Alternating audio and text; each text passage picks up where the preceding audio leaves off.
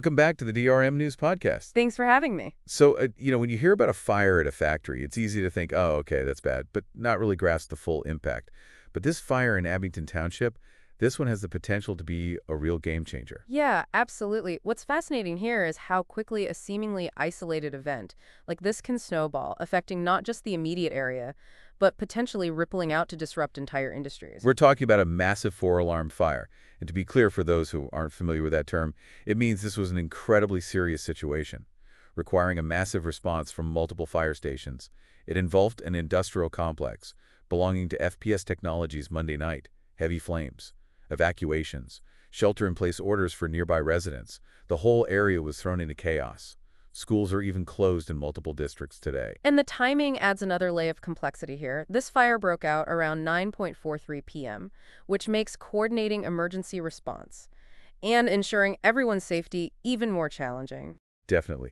Witnesses reported hearing explosions before the fire really took hold, which must have been terrifying for anyone nearby. Yeah, absolutely. It's important to note that despite the dramatic nature of this event and the potential for harm, there have been no reported injuries. That is a huge relief. So let's talk about SPS Technologies. Most people probably haven't heard of them, but they play a vital role in a lot of industries. Right, they're a leading manufacturer of aerospace fasteners and fittings. Fasteners and fittings. Now, when you hear fasteners, you might think of basic nuts and bolts, but we're talking about highly specialized components, often made from high-strength alloys like titanium or Inconel. These are the things that literally hold aircraft together, and they have to withstand incredible stress, temperature variations, and vibrations. Okay, so not the kind of thing you want failing mid-flight.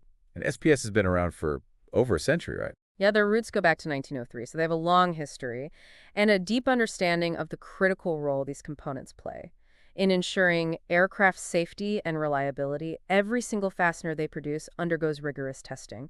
We're talking aerospace-grade quality control. So this fire isn't just about property damage. It's potentially disrupting the supply of parts that are absolutely essential for keeping planes in the air. Exactly. This fire has the potential to disrupt SPS Technologies' operations, which could then impact the supply chains of the industries they serve. We're talking potential delays in aircraft manufacturing, maintenance, even the grounding of aircraft, until replacement parts can be sourced. Wow, the stakes are way higher than I initially realized. Walk me through what we know about the firefighting efforts themselves. Well, firefighters arrived on the scene quickly and immediately began battling the blaze. But it was an intense fight throughout the night and into Tuesday morning. They were dealing with a large-scale industrial fire, potentially involving hazardous materials, which adds a whole other level of complexity to the situation. And as of 7 a.m. this morning, the fire was still smoldering. So what does that mean for the immediate area? Are there environmental concerns? Absolutely. You have the immediate impact of the smoke and particulates released into the air, which is why a shelter-in-place order was issued. For a 1-mile radius around the complex, hazmat crews, those are specially trained teams equipped to deal with hazardous materials, are actively monitoring air quality. And I remember hearing something about concerns over the potential for arsenic creation. That's right. There was a worry that the firefighting materials used to suppress the blaze could react with certain chemicals on site and produce arsenic. It's a serious concern. But thankfully, as of 7 a.m., there was no indication that this had occurred. It's something they're continuing to monitor carefully. What about water runoff in the firefighting efforts? I imagine that could also be a potential issue. It's another crucial point. Thankfully, all of that runoff water was contained on site. So there's no immediate threat of it contaminating local water supplies or impacting creeks in the area. So at least some good news on that front. But even with those immediate environmental risks seemingly contained, I imagine this fire has had a pretty significant impact on daily life in the area. You're absolutely right. Think about it. We have multiple school districts closed today. Abington, Jenkintown, all the private and parochial schools, even the Cheltenham School District further out. And all because of a fire at a single factory? It really shows how interconnected things are. And on top of the school closures, we also have transportation disruptions. SEPTA had to suspend service on several regional rail lines because the fire's burning close to Glenside Station. The Lansdale, Oilstown, West Trenton, and Warminster lines are all affected. So a lot of people's commutes have been thrown into disarray. And that's on top of the disruption for residents and businesses within that 1-mile radius, who are still under the shelter-in-place order.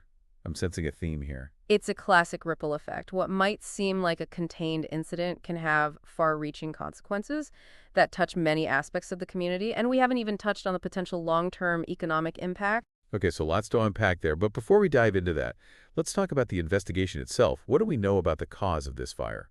As of right now, the cause is still under investigation. Both the Abington Township Police and the Fire Marshal's Office are working to determine what happened. And that's going to be a crucial piece of the puzzle, not just for understanding how this fire started, but also for preventing similar incidents in the future. Yeah, industrial fires like this are surprisingly common, and they often highlight vulnerabilities in safety protocols or infrastructure. Investigating the root cause could lead to important changes, not just for SPS Technologies, but for the industry as a whole. That's a good point. It's easy to focus on the immediate aftermath, but understanding how to prevent these kinds of incidents is just as crucial. But let's shift gears back to SPS Technologies and its role in the supply chain. You mentioned that they manufacture these highly specialized fasteners. What types of aircraft are most reliant on those parts? Well, you might see delays in the production of single-aisle aircraft, which heavily rely on the types of fasteners SPS produces. Think Boeing 737s or Airbus A320s, the workhorses of many airlines. These aircraft are in constant demand, and any disruption to their production could have a cascading effect on airlines and passengers. So we're talking about potential delays for some of the most commonly used aircraft. That could have a significant impact on air travel as a whole, couldn't it? It certainly could. It all depends on the extent of the damage to SPS's facility and how quickly they can get back up and running. If they have significant stockpiles of finished parts, the impact might be minimized.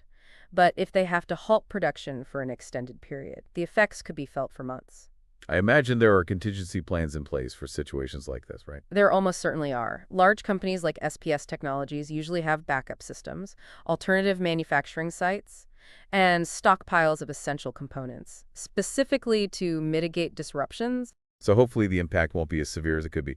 But I'm wondering, even if they have backup manufacturing sites, wouldn't those be subject to the same risks? What makes them any safer? That's a great question, and it highlights the complexity of risk management in global supply chains. You're right, no facility is entirely immune to risks, whether it's fire, natural disaster, or even geopolitical instability. But backup sites are often designed with redundancy in mind.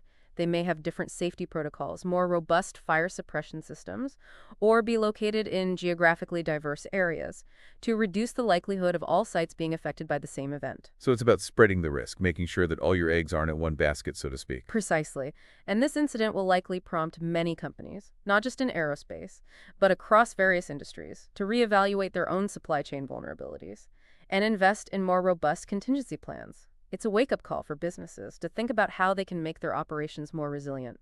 This entire situation really underscores how interconnected and fragile our global systems are. A fire in one seemingly isolated location can have ripple effects that extend far beyond the immediate area. It's a powerful illustration of the butterfly effect in action, and it brings to light how much we take for granted in our daily lives: the smooth functioning of supply chains, the availability of goods and services, even our ability to travel freely. These things are often taken for granted until they're disrupted. It makes you realize how vulnerable we are to events like this.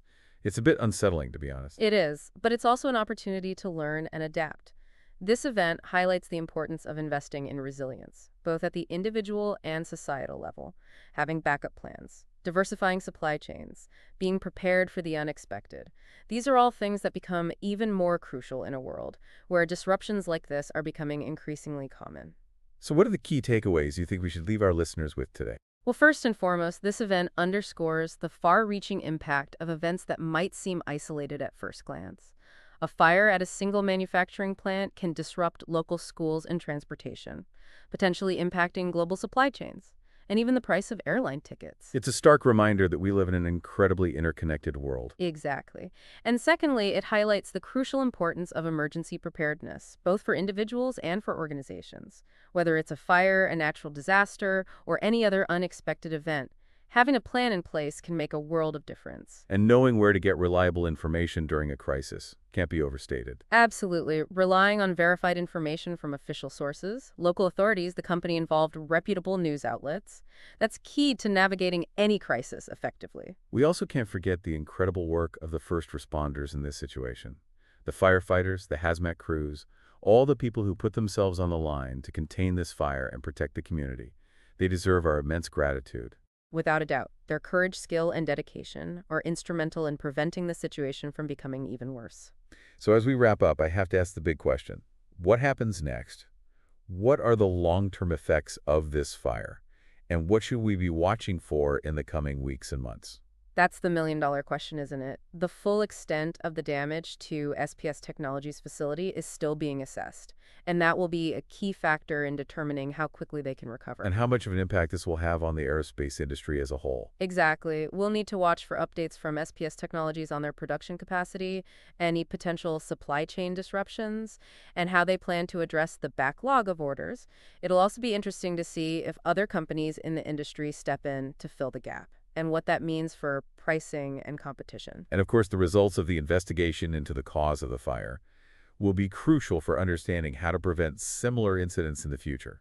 Absolutely. This event has the potential to lead to changes in industry regulations, safety protocols, and even building codes for industrial facilities. So much can stem from something like this. It's a story that's still developing, and we'll certainly be keeping a close eye on it here at DRM News. And we encourage our listeners to stay informed as well. Pay attention to those official sources we talked about, Abington Township officials, SPS Technologies, and reputable news outlets. This has been a truly insightful conversation. Thanks for breaking it all down for us. My pleasure. It's important to understand the wider implications of events like this, even if they seem far removed from our daily lives. It's a reminder that we're all part of a complex system, and what might seem like an isolated incident can have far-reaching consequences. Well said. And in the meantime, let's all take a moment to appreciate the hard work of those first responders who are still working to ensure the safety of the community. Couldn't agree more. We'll be back soon with more deep dives into the news that matters. Until then, stay informed and stay curious.